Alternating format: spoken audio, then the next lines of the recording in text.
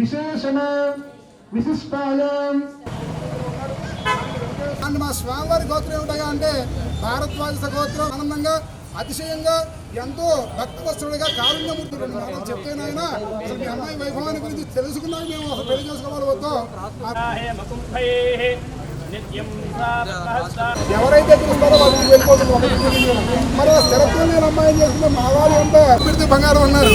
బంగారాన్ని ఏం చేసుకున్నారు స్వామి? ఉండి పెడితే శుభ్రంగా తిని పెడతారు మా స్వామి. ఆయన ఎంతో భక్తవత్సరుడు. ఆయన భక్తులందరినీ రక్షించాలంటే ఆయనకి ఓపిక ఉండాలి. మీరు బంగారం ఇస్తే ఎక్కడ ఏం చేసుకుంటాం స్వామి? మేము ఓపిక ఉండే విధంగా మీ నేరంగా మా స్వామి సేవిస్తారని చెప్తే ఖచ్చితంగా వస్తుంటే దారిలో చెప్తున్నారు ఏమని, ఒక్కో యుగంలో ఒక వేషం కట్టాట. కృష్ణావతారంలో 16,000 మందిట. అవి ఇవి అని నానా రకాలుగా చెప్తున్నారు. ఎవరు పిలిస్తే వాళ్ళ దగ్గరికి వెళ్ళిపోతాడు. క్షణం కుదురుగా ఉండడు. పిలిచిన వాళ్ళ దగ్గరికి వెళ్ళి ఇంట్లో వాళ్ళని పట్టించుకోకపోతే ఎలాగా? ఉండి మరి సృష్టి మొత్తాన్ని కాపాడాలి కాబట్టి సరే ఆవిడ కోపం రాయించకూడదు కాబట్టి సృష్టి మొత్తానికి ఇబ్బంది చెప్పి అక్కడే ఉండి సముద్రంలో పడుకున్నాడు ఆయన దగ్గర. దండ వేసిన తర్వాత మేము వచ్చింది. మీరు దండ వేసిన తర్వాత మేము వచ్చాం కదండి. గోవిందా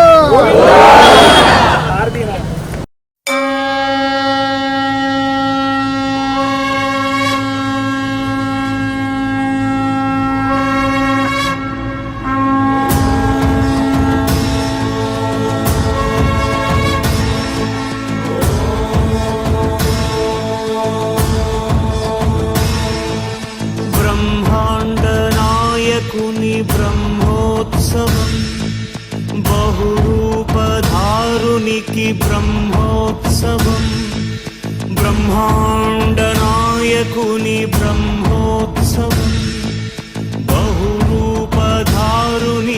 బ్రహ్మోత్సవం శ్రీభూసతులతో శరణాగతులతో శ్రీభూసతులతో శరణాగతులతో 7 కొండల పైన చక్కగా బ్రహ్మరూపునికి బ్రహ్మోత్సవం అఖిల లోకాల అమృతోత్సవం సుర సమూహాల సరసోత్సవం వెంకటేశ్వరుని విజయోత్సవం బ్రహ్మాండ నాయకుని బ్రహ్మోత్సవం బహురూపధారునికి బ్రహ్మోత్సవం